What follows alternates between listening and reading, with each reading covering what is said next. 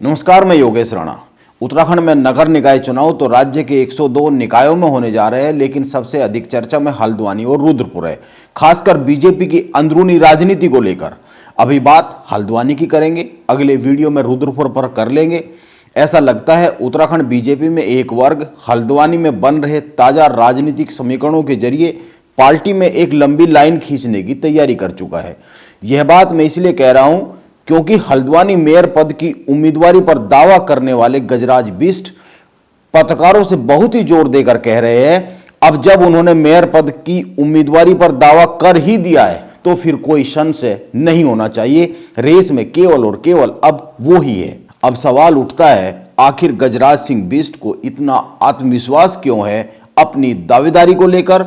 जब आप इस सवाल का उत्तर तलाशते हैं कि गजराज सिंह बिष्ट के पास ये आत्मविश्वास कहां से आ रहा है, तो बीजेपी के अंदरूनी बहुत सारे समीकरण सामने आ जाते हैं। आइए हल्द्वानी में बीजेपी में बन रहे 3 समीकरणों पर गौर करते हैं और ये 3 सिचुएशन बीजेपी की अंदरूनी राजनीति को राज्य लेवल तक प्रभावित करती हुई साफ साफ दिख रही है। पत्रकार महोदय, आपको इस बात पर संशय क्यों हो रहा है? नहीं, क्योंकि आवेदनों की एक लंबी लिस्ट है। आप नहीं, मेरे आवेदन करने के बाद आपको मुझे लगता है कि संशय नहीं होना चाहिए। पहली बात, हल्द्वानी में बीजेपी की राजनीति कालाडूंगी विधायक बंशीधर भगत के आसपास घूमती रही है। वो कालाडूंगी से 7 बार के विधायक है। वो गजराज सिंह बिष्ट के राजनीतिक विरोधी है, क्योंकि गजराज सिंह बिष्ट बीजेपी में होते हुए ही कालाडूंगी पर टिकट के बड़े दावेदार रहे। नवीन वर्मा को बीजेपी में लाने की पहल करने वाले बंशीधर है।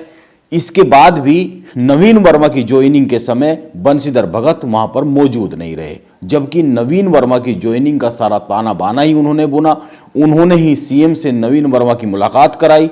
यानी नवीन वर्मा की ज्वाइनिंग के पहले और बाद की जो कुछ घटनाएं हैं और जो समीकरण बन रहे हैं, वो बताते हैं बंशीधर भगत किसी बड़ी राजनीतिक दुविधा में फंस गए हैं, कुमाऊं में।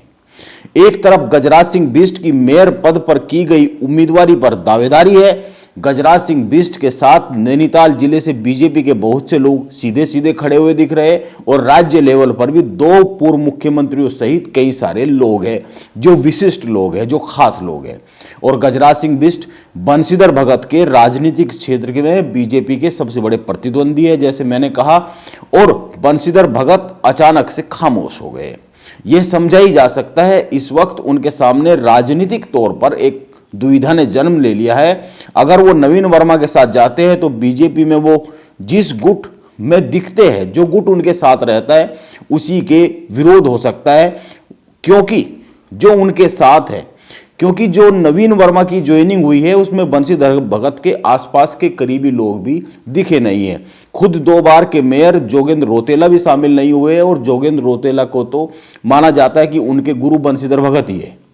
इसके विपरीत अगर बंशीधर भगत चुप्पी साध कर गजराज सिंह बिष्ट का समर्थन करते हैं इनडायरेक्ट, तो गजराज सिंह बिष्ट का कद अचानक से इतना बड़ा हो जाएगा, आने वाले समय में कालाडूंगी में उनकी सियासत संकट में पड़ जाएगी। केवल कालाडूंगी में ही सियासी समीकरण नहीं बदलेंगे, कुमाऊं के सियासी समीकरण बदलेंगे, क्योंकि गजराज सिंह बिष्ट ओबीसी के बहुत बड़े नेता हो जाएंगे। वो पहले से ही ओबीसी के नेता है। उनका जो प्रोफाइल है वो बीजेपी में छोटा प्रोफाइल नहीं है। इसीलिए यह जो राजनीतिक समीकरण, यह जो ताना बाना हल्द्वानी के जरिए कुमाऊं की राजनीति में बुना जा रहा है, यह बंशीधर भगत इसको लेकर दुविधा में पड़ते हुए फंसते हुए साफ साफ दिख रहे। यह माना ही जाना चाहिए। अब दूसरी बात पर आते हैं। हल्द्वानी नगर निगम में करीब 3.25 लाख वोटर है। इनमें से सामान्य श्रेणी के जो वोटर है वो 2 लाख के करीब है। 50 से 52 हजार ओबीसी के वोटर है। 27 से 30 हजार के करीब एससी के वोटर है और करीब 2-2.5 हजार एसटी के वोटर है। पिछले चुनाव में बीजेपी की ओर से मेयर पद के जो उम्मीदवार जोगेंद्र रौतेला थे, वो दूसरी बार मेयर भी चुने गए। वो हल्द्वानी प्रोपर से हार गए थे, लेकिन कालाडूंगी से बहुत अधिक बढ़त मिलने के कारण वो जीत गए थे। यानी कि कालाडूंगी जो विधानसभा क्षेत्र है उसका जो हिस्सा बीजेपी जो हल्द्वानी में आता है वो बहुत ही महत्वपूर्ण है। कालाडूंगी बीजेपी का गढ़ है और यहाँ से बार बार विधायक बंशीधर भगत ही चुने जाते हैं। तकरीबन 40 साल से वो राजनीति कर रहे हैं यहाँ की, और एक छत्र राजनीति कर रहे हैं। उनका कोई यहाँ पर बीजेपी में प्रतिद्वंदी उस तरीके से दिखता नहीं है। लेकिन इस सिचुएशन के बाद गजराज सिंह बिष्ट सीधे सीधे खड़े होते हुए दिख रहे। गजराज सिंह बिष्ट की राजनीति का केंद्र कालाडूंगी ही है। यानी अगर बीजेपी की तरफ से गजराज सिंह बिष्ट मैदान में उतरते हैं और वो जीत जाते हैं, तो जैसा कि बीजेपी का फेवर में है हल्द्वानी का समीकरण मेयर को लेकर, तो बंशीधर भगत की जो राजनीतिक विरासत है वह चिंता में पड़ जाएगी। एक राजनीतिक संदेश चला जाएगा। कालाडूंगी की राजनीति का नया सितारा गजराज सिंह बिष्ट कहलाएंगे। अगर बीजेपी गजराज सिंह बिष्ट पर दांव खेलती है तो अब तीसरी सिचुएशन पर आते हैं। अगर बीजेपी नवीन वर्मा को आगे करती है तो उनके जीतने का चांस कम ही लग रहा है हल्द्वानी में।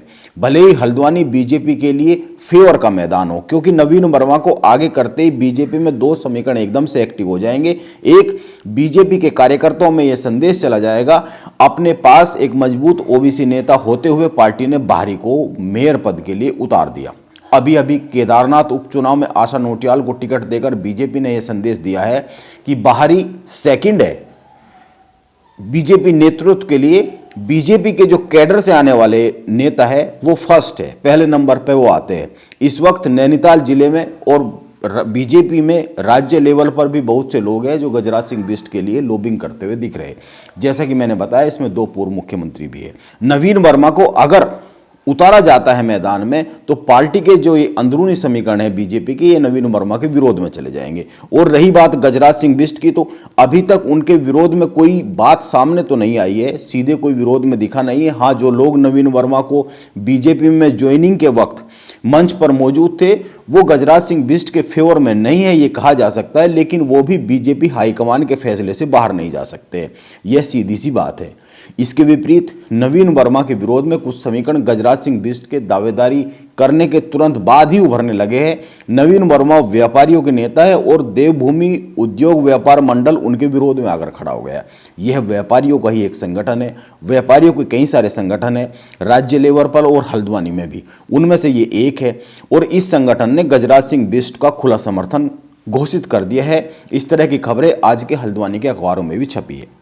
नवीन वर्मा हल्द्वानी में बीजेपी के गले की हड्डी बन सकते हैं आने वाले समय में, क्योंकि अगर नवीन वर्मा या फिर किसी अन्य पर बीजेपी दांव खेलती है तो गजराज सिंह बिष्ट कोई बड़ा राजनीतिक फैसला ले सकते हैं। इसकी चर्चा इस वक्त हल्द्वानी में खूब हो रही है। कईयों का कहना है कांग्रेस इसी कारण से खामोश है क्योंकि वो बीजेपी में मचे घमासान के किसी निष्कर्ष पर पहुंचने का इंतजार कर रही है। यशपाल आर्य और सुमित हृदय राजनीतिक गतिविधियों को भांप रहे हैं जो बीजेपी के भीतर चल रही है। अगर अभी कोई बड़ा फैसला ले लिया और अगर उस वक्त फैसला लेने की कोई बड़ी योजना बनी या बड़ा समय आ गया कि बीजेपी से किसी को लाना पड़ जाए, तो फिर कांग्रेस में लाकर टिकट देना भारी पड़ सकता है। क्योंकि अगर अभी से कांग्रेस में कुछ माहौल किसी के लिए बनाया जाने लगा तो वैसे भी एक सच यह भी है कि हल्द्वानी में कांग्रेस के पास कोई बड़ा ओबीसी चेहरा तो नहीं है। यशपाल आर्य और सुमित हृदय गजराज सिंह बिष्ट की गतिविधियों और बीजेपी की अंदरूनी राजनीति पर नजर रखे हुए यह एक समझा जा सकता है। अब आखिरी बात पर आते हैं। आप एक बात पर ध्यान दीजिए, इस वक्त उत्तराखंड में बीजेपी का जो संगठन है उसमें अंदरूनी राजनीति तौर पर एक धारा बह रही है, वो हर संगठन में बहती है। यदि गजराज सिंह बिष्ट को हल्द्वानी में मैदान में उतारना पड़ जाता है बीजेपी नेतृत्व के लिए, तो बीजेपी के प्रदेश नेतृत्व को अगर यह निर्णय करना पड़ जाता है तो राज्य में बीजेपी की अंदरूनी राजनीति के लिए जो धारा बह रही है यह फैसला उस धारा के विपरीत माना जाएगा जिस धारा में अभी बीजेपी में अंदरूनी राजनीति का प्रवाह है। बीजेपी का कार्यकर्ता उस फैसले को धारा के मुड़ने का एक संकेत मान सकता है, यह लगता है ऐसा। इसीलिए यह मान लीजिए कि जो हल्द्वानी में बीजेपी में घटित हो रहा है वहां पर जो हालात बने हुए वो कोई साधारण हालात नहीं बने हुए बीजेपी के लिए।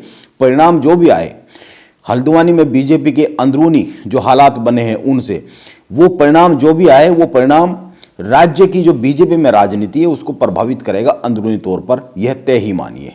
नमस्कार, मैं योगेश राणा।